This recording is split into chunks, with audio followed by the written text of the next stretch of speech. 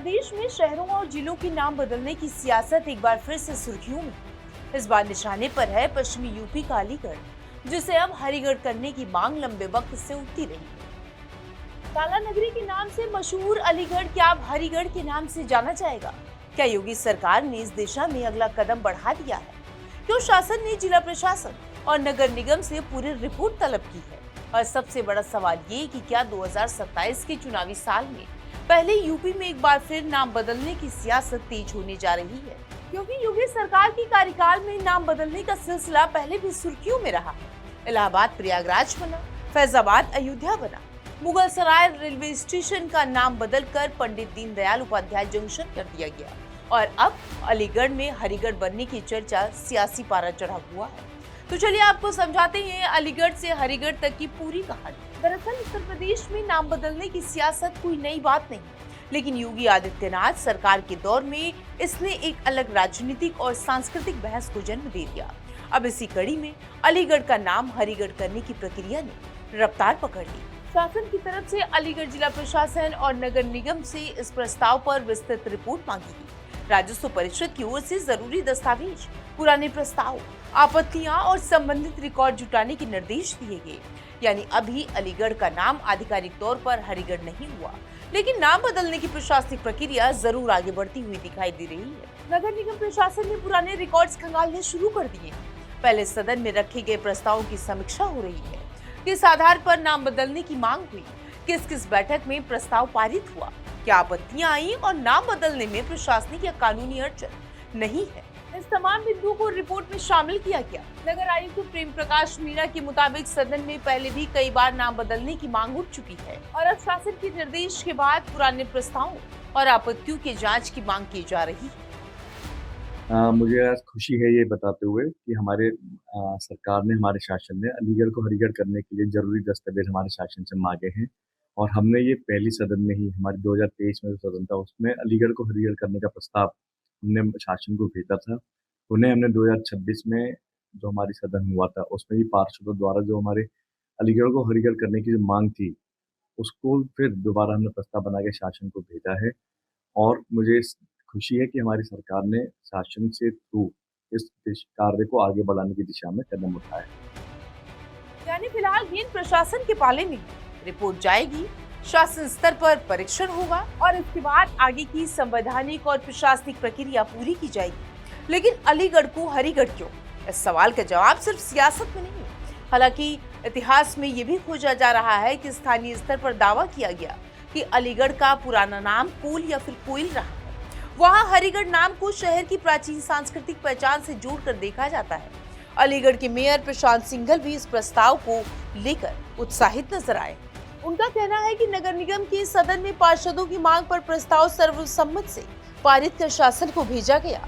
Mayor के मुताबिक अलीगढ़ का संबंध सनातन परंपरा और स्वामी हरिदास जी की परंपरा से जोड़ा जाता है, इसीलिए हरिगढ़ नाम शहर की सांस्कृतिक पहचान को सामने लाने वाला कदम होगा। यानी समर्थकों के लिए ये सिर्फ नाम बदलना नहीं, बल्कि पुरानी पहचान को वापस लाने की कोशिश है। नाम बदले, पहचान बदली, सियासत बदली। अलीगढ़ की कहानी को समझने के लिए पूरे यूपी में पिछले कुछ वर्षों से नाम परिवर्तन पर नजर डालना जरूरी भी है। योगी आदित्यनाथ के नेतृत्व वाली सरकार ने पहले कार्यकाल में 2 बड़े जिलों के नाम बदले। पहला इलाहाबाद, 2018 में इलाहाबाद का नाम बदलकर प्रयागराज किया गया। सरकार का तर्क है कि प्रयागराज नाम शहर की प्राचीन और धार्मिक सांस्कृतिक पहचान से जुड़ा।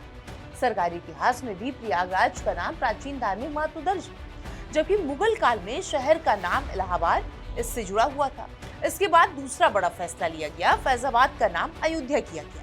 2018 में योगी सरकार की कैबिनेट ने फैजाबाद मंडल का नाम अयोध्या और इलाहाबाद मंडल का नाम प्रयागराज करने की मंजूरी दी। यानी योगी सरकार के दौर में नाम परिवर्तन कोई पहली बार सामने नहीं आया है, ये कोई पहला मुद्दा भी नहीं है। इसी दौर में मुगल सराय रेलवे स्टेशन का नाम बदलकर पंडित दीनदयाल उपाध्याय जंक्शन किया गया और इसके बाद यूपी में कई दूसरे शहरों और जिलों के नाम बदलने के प्रस्ताव भी समय समय पर आते रहे। हालांकि यहाँ एक बात साफ करना जरूरी है कि प्रस्ताव नाम परिवर्तन में नहीं बदला।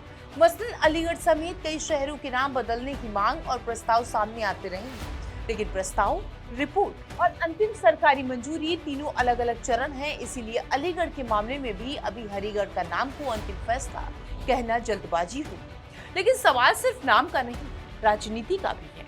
नाम बदलने के समर्थन वाले कहते हैं कि शहरों और जिलों को उनकी प्राचीन या फिर सांस्कृतिक नाम वापस लेने चाहिए। विरोध करने वालों का सवाल है कि क्या नाम बदलने से शहर की समस्याएं बदल जाएंगी? क्या इससे बेरोजगारी खत्म हो जाएगी? क्या सड़कें बेहतर हो जाएंगी? क्या कारोबार बढ़ेगा? क्या कानून व्यवस्था और शिक्षा की तरफ तस्वीर बदलेगी? यानी एक तरफ इतिहास और सांस्कृतिक पहचान का तर्क है, तो दूसरी तरफ विकास और प्राथमिकताओं का सवाल है। और यही वजह है कि यूपी में नाम बदलने का प्रस्ताव सीधे राजनीति से जुड़ जाता है। समझना यहाँ पर ये भी जरूरी है कि अलीगढ़ का मामला दिलचस्प क्यों है, क्योंकि अलीगढ़ सिर्फ पश्चिमी यूपी का एक बड़ा शहर नहीं। अलीगढ़ मुस्लिम विश्वविद्यालय की वजह से इसकी राष्ट्रीय पहचान है। ताला उद्योग की वजह से इसे ताला नगरी कहा जाता है। और अब हरिगढ़ नाम की मांग एक बार फिर से राजनीतिक बहस को केंद्र में ले आई है। एक तरफ समर्थक इसे सांस्कृतिक पुनर्स्थापना बता रहे हैं, तो दूसरी तरफ सवाल उठ रहा है कि क्या नाम बदलने वाले विधानसभा चुनाव से पहले एक बड़ा राजनीतिक संदेश भी हो सकता है। याद रखिए, उत्तर प्रदेश में 2027 में विधानसभा का चुनाव है और वो दूर नहीं है।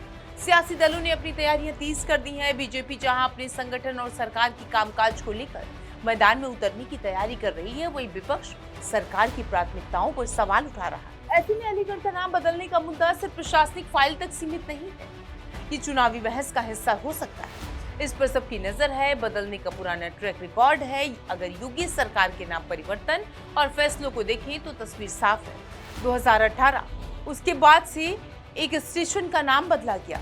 इन फैसलों के पीछे सरकार ने अलग अलग स्थानों और ऐतिहासिक, सांस्कृतिक या फिर वैचारिक आधार को आधार बनाया। वहीं विपक्ष ने कई बार इसे राजनीतिक एजेंडा बताते हुए सवाल उठाए।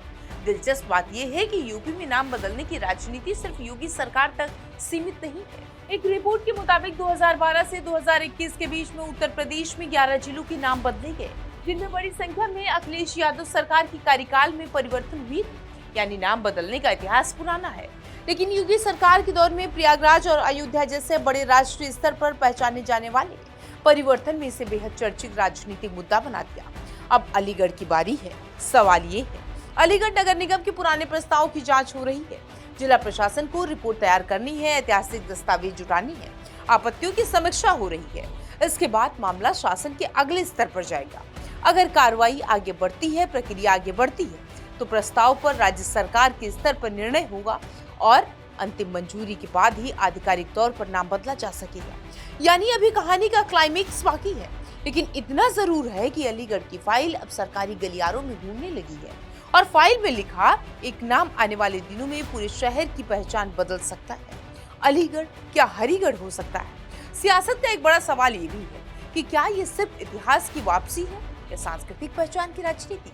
क्या सरकार पुराने नामों को वापस लाकर अपनी वैचारिक लाइन मजबूत करना चाह रही है, या फिर विरोधियों के मुताबिक ये जनता के वास्तविक मुद्दों से ध्यान हटाने की कवायद है? सवालों के जवाब आने वाले दिनों में राजनीति देगी। लेकिन एक बात तो तय है कि यूपी में नाम बदलने की राजनीति अभी खत्म नहीं हुई।